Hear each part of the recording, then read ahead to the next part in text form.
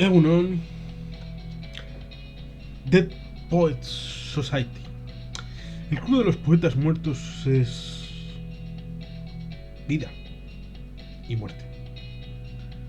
El Club de los Poetas Muertos es descubrir lo que uno es, a veces desechando lo que uno no es.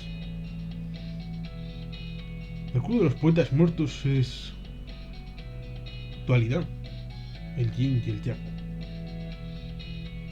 Y es un diálogo intergeneracional que quizá por eso no hay una compresión contextual respecto a por qué ocurre lo que sucede. Porque muchas veces, cuando a esta película del año 89, dirigida por Peter Weir y basada en una novela, pues se tratan sobre todo de los aspectos personales entre los personajes, con la irrupción del personaje del profesor Keating, venido desde Londres, es decir, de un ambiente exógeno. Es curioso porque a mí esta Academia Weldon, que está, parece ser, en Vermont, me parece un poco oler cosas distintas, como por ejemplo huelo parte de el aroma a gente corriente, Ordinary People, de 1980. Piensen en las conexiones que puede haber entre las dos películas, o el ámbito de el colegio Hogwarts, ¿no? Aquel de J.K. Rowling, sobre todo en las dos primeras películas, que responden a las novelas de una mejor manera y con este concepto de college muy acendrado en la cultura anglosajona. Pero vamos al tema contextual. Digamos que piensen en los Estados Unidos. Estamos hablando del año 1959. La Academia Weldon tiene 100 años de historia. No es baladí esos 100 años de historia. Piensen que en esos 100 años la costa este hacía ya mucho, que bueno, mucho es siglo y medio previamente, estaban conquistadas, colonizadas, con ciudades, la zona de Vermont, de Maine, hasta la zona de Nueva York, tenían una serie de disputas, pero hasta cierto punto también es válido entender que fuera de la ciudad de Boston había un lugar para los tramperos y para las gentes que tenían negociaciones y acuerdos con los indios, con los franceses y con los británicos antes de 1776. Con lo cual era un espacio virgen para muchas formas de vida que luego se fueron complejizando, sobre todo en la zona del medio oeste, con el ámbito de la aniquilación o el achicamiento de espacios en la zona más salvaje y virgen que se fue formando y forjando, sobre todo en esa zona, en la segunda mitad del siglo XIX, que tenemos ese elemento, la Academia Weldon, 1859, estableciendo la construcción y la forja de la identidad de una nación como son los Estados Unidos. Sobre todo después de los sucesos que no afectarían a Vermont ni a Chicago, en el caso de que mi suposición fuera cierta, de que esta Academia Weldon está en el entorno de Chicago, como en Ordinary People, en Gente Corriente, aquella película de Robert Redford del año 80, pues se establece esa reconstrucción por la guerra civil que lleva hasta 1870, pero luego tienen en el año 1898 la convulsión respecto a la guerra hispano-norteamericana. Antes han tenido la crisis financiera de 1873, que en parte lleva a la creación del mito del mago de Oz, que tiene trasfondo, es interesante. visualización de todo aquello, aunque no es asunto. Aquí estamos tratando de poner en contexto la mentalidad de los profesores, de los padres, que pueden ver cómo sus abuelos todavía estaban en plena construcción del país y fijando las bases, todavía no bien establecidas, cuando llega la Primera Guerra Mundial, tienen que ir mucha gente en poco espacio de tiempo, en el 17-18, luego, pero, claro, la Segunda Guerra Mundial, entre el año 41 y el 45, movilización en el Pacífico, movilización en el Atlántico, en el espacio africano, en el frente europeo, mucho elemento de agitación también en el interior, los barcos Liberty, hacer más de 100.000 aviones, la maquinaria bélica en marcha, con lo cual la convulsión social, cuando tratan de hacer una construcción de la propia identidad, de idiosincrasia del país, se ve truncada y se ve luego desviada en diversas vicisitudes y crisis internas como externas, hasta que después del año 45 ya las aguas se calman y aquellos que recuerden, han vivido el tema de la socialización de la bombilla, invento formalmente publicado en Estados Unidos, como el tema del teléfono, han visto cambios profundos en la sociedad que han transformado la mentalidad, también en el ámbito educativo, con la formación de escuelas activas, que han generado conocimientos y han establecido una nueva forma de transmitir todo aquello, pero claro, como si fuera la generación top, no en vano, a la generación de la Segunda Guerra Mundial se la llamó la mejor generación, The Greatest Generation. Y, por lo tanto, tenemos esa circunstancia que no debemos de dejar atrás cuando hablamos de una película como... Sí, estamos hablando de la película de El Club de los Poetas Muertos, porque al fin y al cabo la primera imagen que vemos de la película es de esos que podrían ser, por ejemplo, de los años 20, de la época final de la década de los años 20, de los felices 20, lindando prácticamente con el ámbito del crack del 29, con esos sombrerillos de paja que son muy del señor Musavini, de aquel que aparecía en la película aquella de 1981, Carros de Fuego, ¿no? Interpretado por Ryan Horn, que es de los años 20, de aquella película, pero la imagen, la primera, sobre todo también cuando después el profesor Keating en la primera lección les baja otra vez a la entrada, están los cuadros con los anteriores alumnos, los trofeos de guerra, vamos, trofeos de guerra deportiva, y están todos esos posando como las antiguas generaciones, ya estaba la fotografía, y son los padres.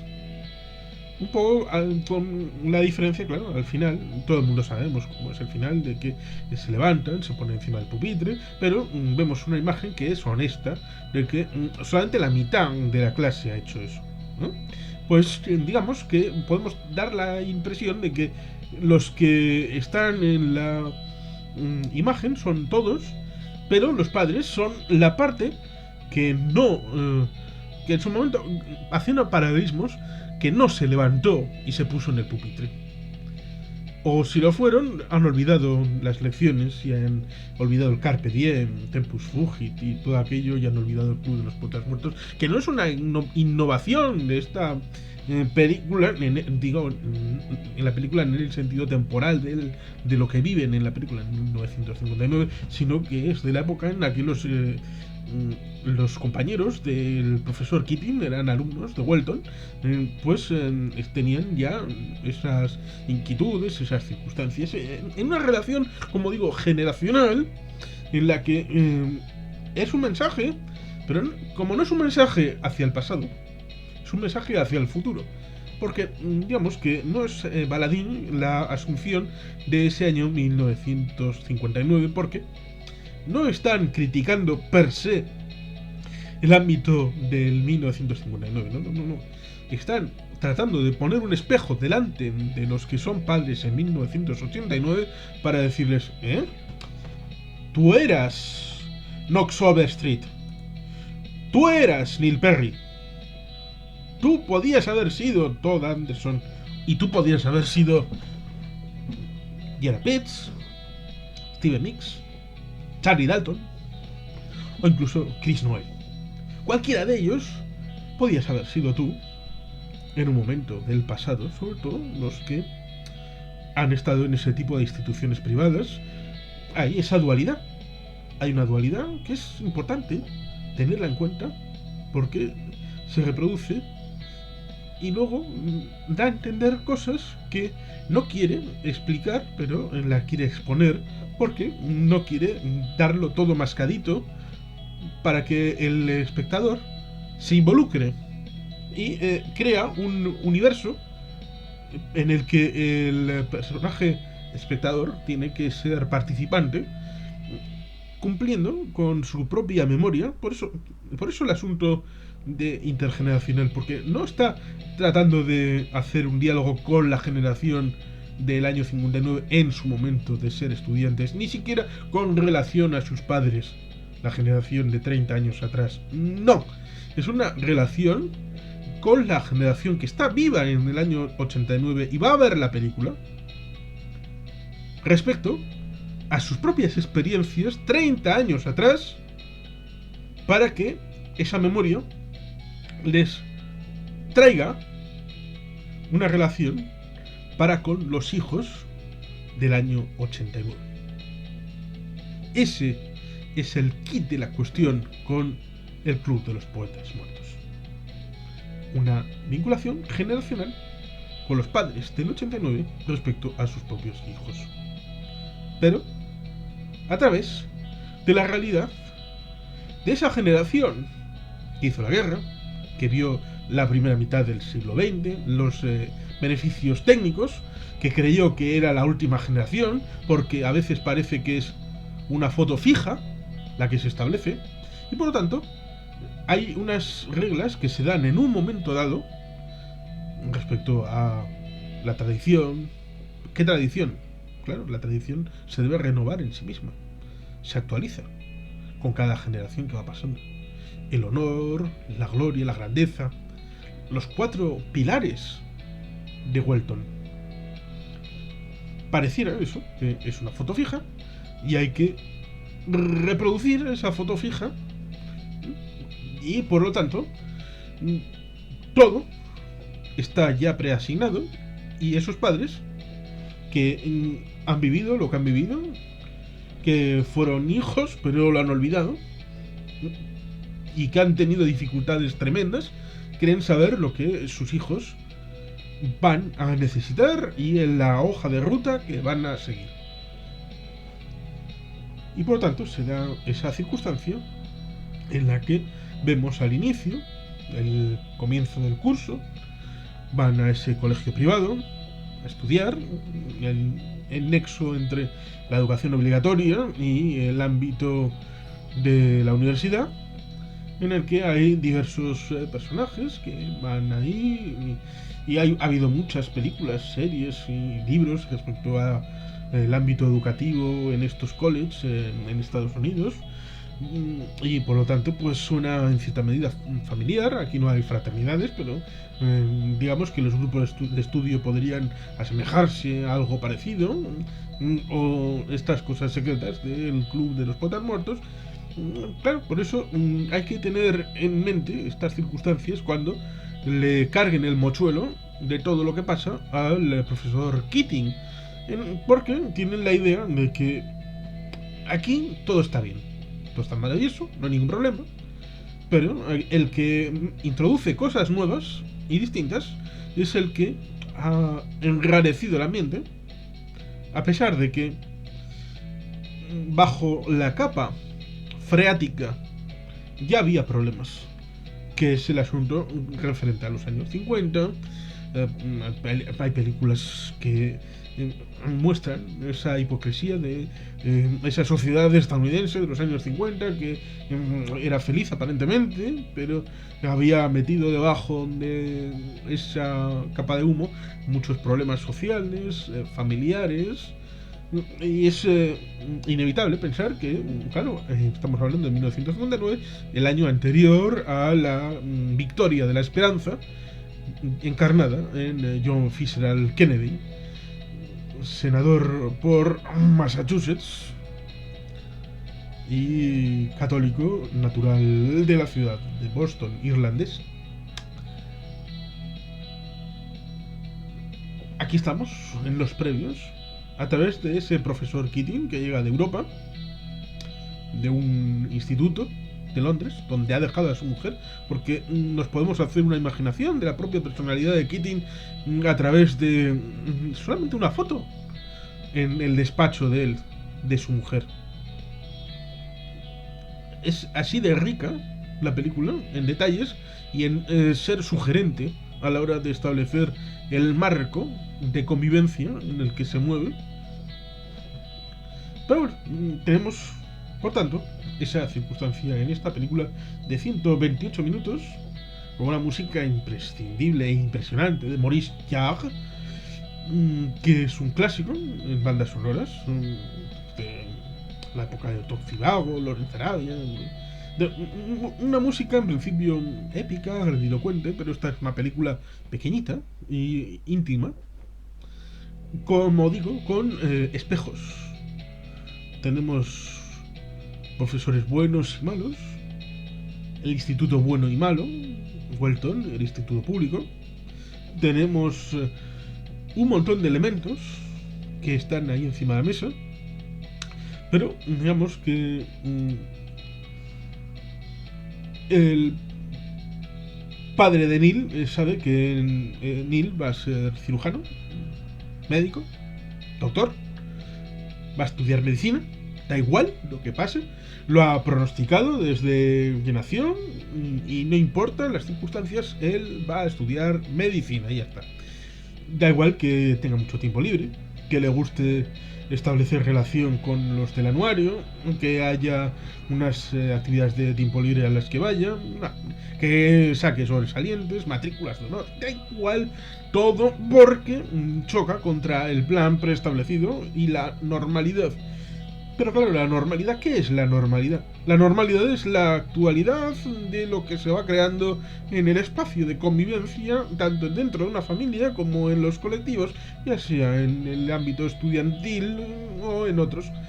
Por eso, convendría establecer ese choque entre principios generales, en principio de esta cultura un poco escocesa, a través de muchos elementos filoscoceses, ¿no?, que se notan en el ambiente, insertos en la América de la mitad del siglo XX. ¿Qué hubiera sido mejor? ¿Meter todos esos elementos en una escuela? Que se necesita aprender a aprender, porque estamos todavía en los tiempos de la letra con sangre entra, el conocimiento, hay que repetir como papagayos la lista de los reyes godos, con lo cual pareciera que hay que tener una serie de conocimientos en los que en un momento dado, cuando ya tengan 20, 30 años más, como un clic, cuando digan guerra civil, y se nombran todas las batallas, declinaciones de Argentum, todas las declinaciones, Rosa Rosae, todas las declinaciones de la Rosa, venga, para adelante. ¿En serio? ¿No será mejor que sepan dónde están todas las declinaciones de todos los verbos, adjetivos y sustantivos del latín antes que saberlos de memoria? Porque el cerebro humano debe de ocuparse de muchos otros elementos. Con lo cual ese choque respecto a la tradición y todos los demás valores que están encarnados en los cuatro pilares no tendrían mayor recorrido en otro ámbito social y no en una escuela que necesita ser actualizada en cada generación, porque las necesidades del mundo y de su propio interior cambian en la personalidad y en el contacto con el propio entorno y se van actualizando continuamente. Ese choque también está en el fondo. Keating no deja de ser sino una actualización del sistema, venida desde fuera, que es de donde pueden venir las ideas transformadoras. Hombre, también se podrían preguntar cuáles son las imágenes de los bustos que están encima de la pizarra en la clase del doctor Keating. Uno de ellos, Walt Whitman, está declarado, el viejo tío Walt, y hay muchos elementos que dejan caer que, por ejemplo, la relación que tenía Charles Dalton, Wanda, sobre todo cuando le van a despertar a Todd Anderson después del suceso, con lágrimas en los ojos. Esa es una relación de amigo. Pero, como digo, hay espejo y hay al menos dos de muchas cosas. Pero, curiosamente, relación amorosa solo hay formalmente una, la que establece la relación entre Knox Overstreet y Chris Noel, la antigua novia de uno de los amigos de los padres que son benefactores de Walton. Formalmente somete a Isa, pero la otra no la quieren esconder, pero tampoco la quieren mostrar. Y la vemos cuando entra el personaje de Neil Perry a la habitación y le dicen: te han asignado un nuevo compañero. Y aparece Todd Anderson. Y es una relación entre los dos. Quizá sería muy duro usar la palabra novios, pero hay algo más que amistad entre ambos. Se van descubriendo entre los dos. Tiene dificultades, pero se pueden llegar a comprender en sus heridas entre los dos, el uno al otro. E incluso si les hubieran dejado, se hubieran podido complementar. Igual no llegan a nada, igual descubren que simplemente es una amistad muy profunda y no tiene por qué llegar al SEXO, y no es una necesidad fisiológica de contacto y transformación entre dos cuerpos. Eso no es necesario ni decirlo. Pero que hay más que una amistad, creo que es algo razonable y que nos lo han estado señalando como pistas. Y además el juego especular entre los dos elementos, y además la reacción grave y doliente que antes nos la han anticipado con el gaitero solitario, con la gaita escocesa, y luego la reacción, como digo, del personaje de Todd Anderson, de Ethan Hawke, respecto al personaje de Neil Perry, de Robertson Leonard, es especial y distinta, y que ciertamente sin críticas vistas en YouTube, especialmente la de Jesús Usero en la gestación, no hubiera reparado después en los siguientes visionados que es cierto que ahí había una relación de amistad, pero también de amor. Fuera ya casto puro o de otra naturaleza, eso es algo que la película pasa de puntillas, porque al fin y al cabo es una película distribuida por Disney, por Buena Vista Pictures, es decir, la productora Touchstone Pictures, Disney.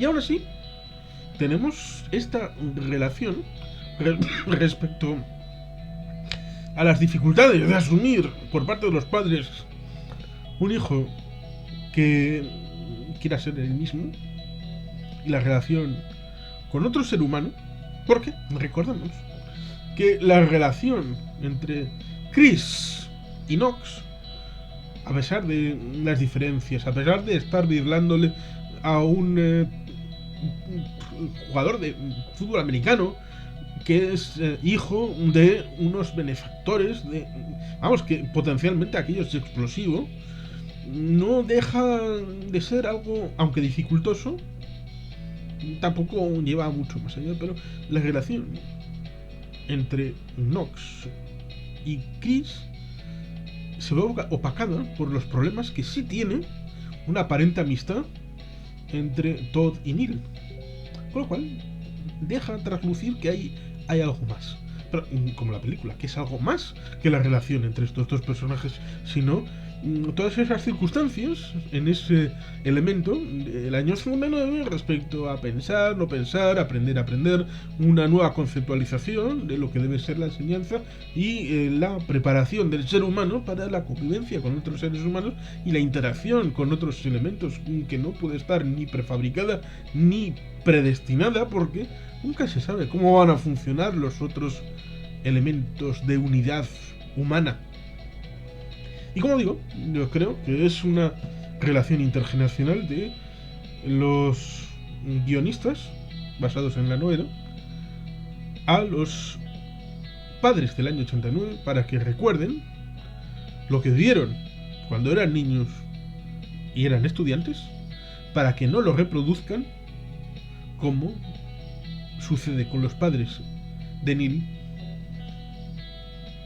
para con su hijo, llevándole a la única solución que considera posible, que es la de quitarse del medio. De ahí la reacción tan dura de la persona con la que tal vez podría haber convivido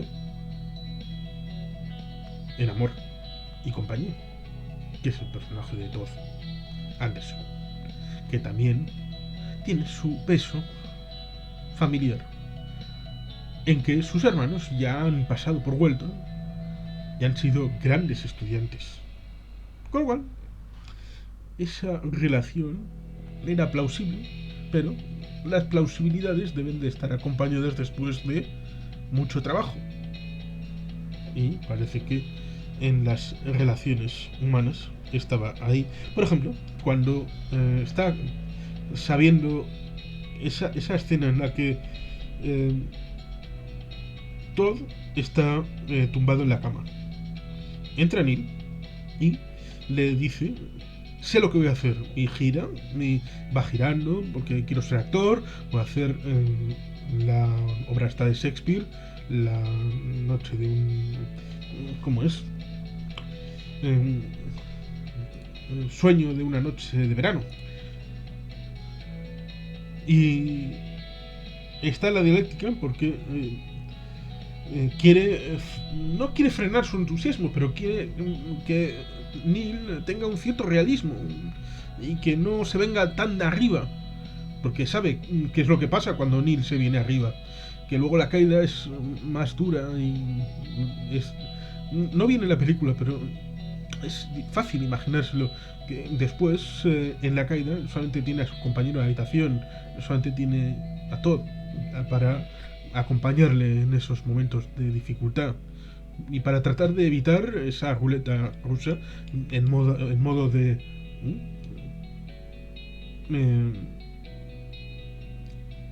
bueno, pues montaña rusa más bien, aunque la ruleta se juega en su mente a través de la vinculación con su padre.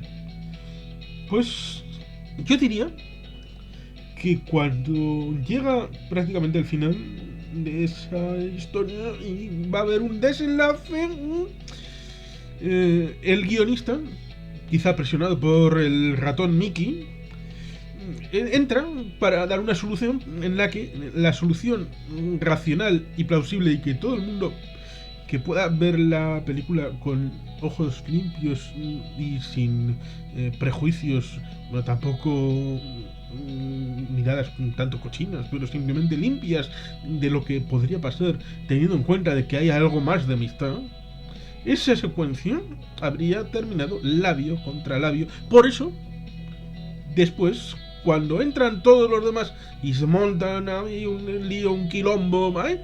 Después vemos una imagen saliendo del colegio a Todd exultante, casi como si hubiera habido una conexión ahí eléctrica y hubieran producido rayos emoción. Algo, labio contra labio, Neil y todo. No lo dicen, pero lo dicen todo.